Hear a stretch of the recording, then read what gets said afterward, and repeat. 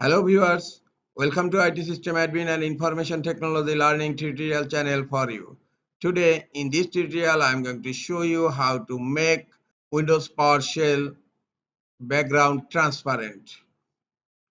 Sometimes it becomes very important for you, so don't forget to watch full video.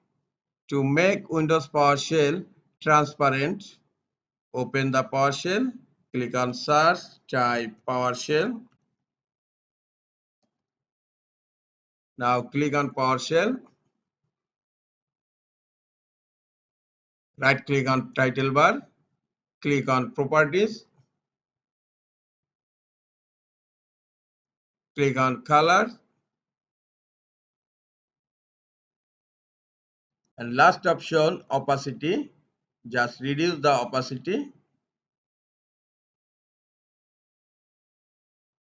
and look, the PowerShell is becoming transparent now.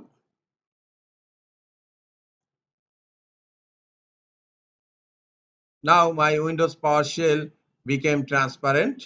This is all for today. Hope this tutorial is helpful for you. Keep watching for next tutorial. Thank you very much.